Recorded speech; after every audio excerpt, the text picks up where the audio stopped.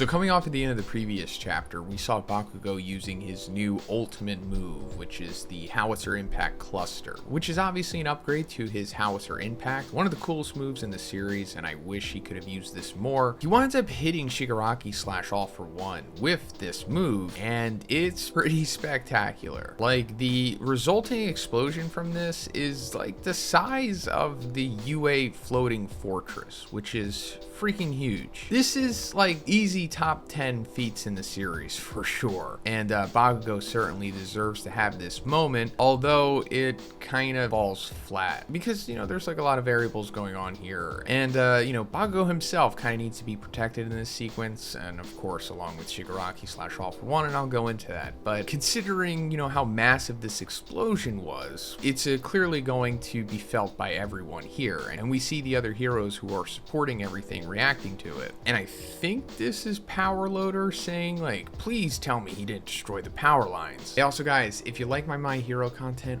please subscribe if you haven't already. It's fine if you don't want to, but if you just needed a reminder, here you go. Thanks. And then we cut to the Electric Quirk students who are like powering the fortress at the moment, and Yuya is there from class 3A. She says, hey, what's wrong with that kid? Is he trying to blow up the whole stage or something? And Kaminari is like, it'll be fine. Despite appearances, that guy's quite meticulous. I'm trying to say he's not the type of guy to disregard his surroundings in a fight. And All For One / Shigaraki clarifies that by saying a highly condensed blast, maximizing the output while avoiding any damage to the environment. So yeah, Bakugo has become a pretty accomplished Dragon Ball Z character at this point. You know how like their attacks can blow up galaxies or universes or whatever, and it only winds up making like a crater or something. And it's allegedly because of their ki control. That's essentially what Bakugo is doing here. He is using his ki control, because as we saw, the resulting explosion from the Howitzer Impact Cluster was like the size of the fortress itself, but it somehow avoided any damage to the environment. Hey guys, but real quick, let's talk about GamerSup's Waifu Cups, because there's a new drop happening today at 3 p.m. Eastern, which is like a little bit after this video has gone live. They're going to be releasing the second design in Season 3, which is the Surfer Cup, and it looks great. I have the first Season 3 Waifu Cup, which is the Lifesaver, and I love this thing. It's pretty aesthetic, but honestly, I like the Surfer design even better, so I'm probably going to grab that one too. Also, be sure to check out the new Waifu gaming sleeves, and of course, while you're there, pick up some gaming subs too, like the strawberry lemonade flavor. I've been drinking this while I've been editing this video, and it's just so delicious, and it makes editing a breeze. But also, make sure you use my link in the description, or just use code BIGZ at checkout. Thanks guys. This is for multiple reasons, of course. First of all,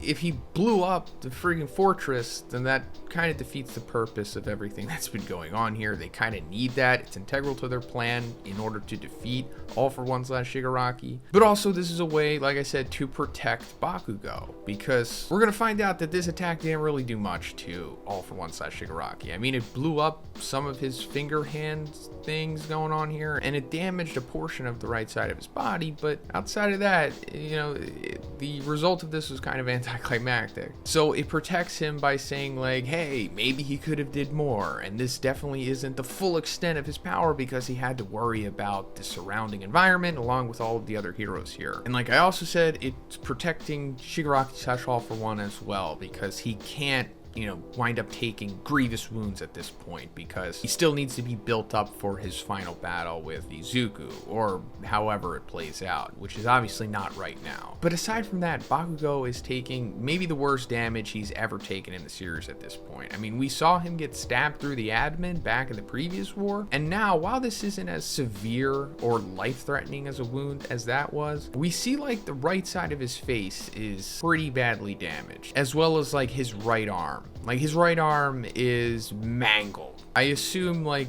beyond repair. Like in this one panel, it looks like Shigaraki / All For One is like wringing it out like a rag or something. So I'm not saying that Bakugo is done at this point, because I don't know, that in itself would be extremely anticlimactic if he just was benched for the rest of this arc, considering that it's the last one and this is like, the final battle. So I'm assuming that he's still going to have, some fight left in him. I mean, I've said this before and I'll say it it again. I really hope Horikoshi just says, you know, screw it, and then Eri comes and does like a big, I don't know, EMP or something, and she just rewinds like all of the heroes at once back to like their 100% states. Then the offensive heroes there try to capitalize on the damage that Bakugo has done to Shigaraki Slash All For One, but he winds up just like smacking them away with like a shockwave, similar to what All Might used to do with his smashes. And in fact, Shigaraki Slash All For One says to be smashed by the power that rivals All Might. So, still, clearly only rivaling All Might, still not saying that it surpasses him. That could be there purposely, maybe for exposition to be put out there later on, that Izuku has surpassed All Might. I'm assuming they're talking about Prime All Might at this point, which we still don't fully understand the crazy power that he held at one time. But this makes Bakugo realize that, you know, there's a huge gap between them still. Like, the Howitzer Impact Cluster was Bakugo's absolute best move. Like, that's the peak of his power, and it didn't really do the amount of damage to Shigaraki Slash All For One that he thought it would. Then Shigaraki Slash All For One says, "It's not your ideals or your dreams that interest me, Bakugo. The only thing that's ever piqued my interest in you is the fact that you're Midoriya's best friend." So that's pretty interesting, and I think that's going to play a part going forward here. He's, you know, likely to use Bakugo as some kind of pawn or something to get One For All from Izuku, because that's like the big end game here for him. Hopefully that's not what Bakugo is just reduced to, but it's not looking good for him at this point, because All For One Slash Shigaraki starts to walk him down, and he's kind of by himself. And Aizawa's like, you know, Mandalay, what's with Midoriya's status? He's like, even outside of the barrier, the electromagnetic waves are messing with our transmissions. All I'm getting is static right now. So Izuku is still MIA, because he was on his way to UA, but we saw that he was encountered by something.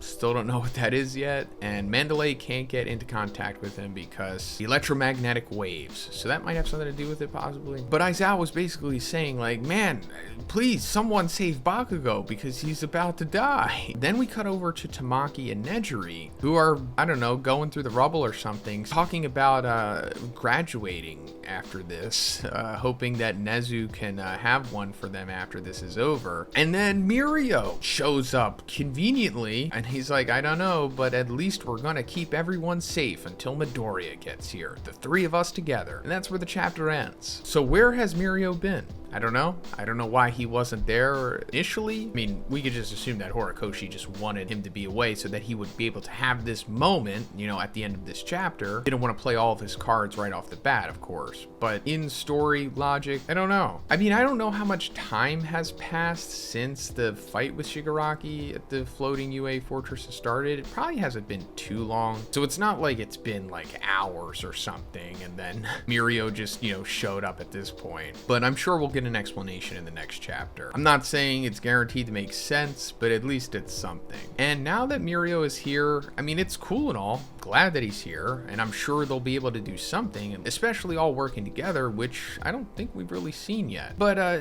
you know, he's ultimately limited because while his quirk is incredible, he still doesn't really have like superhuman strength or any kind of crazy abilities that would really be able to do anything against Shigaraki Slash All For One at this point. Unless he shows like a new ability that he's adapted or he has some kind of quirk evolution. I've always wanted to see Mirio like go inside of somebody's body and then like crush one of their internal organs or something.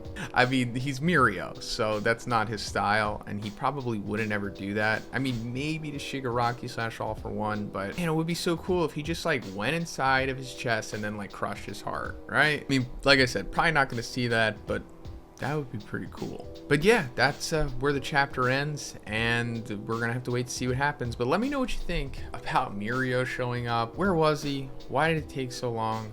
And what do you think the future of Bakugo is? Do you think he's pretty much done at this point? Do you think he's gonna have a big awesome moment before the series is over? Let me know. And if you liked the video, please give it a like and please subscribe if you haven't already.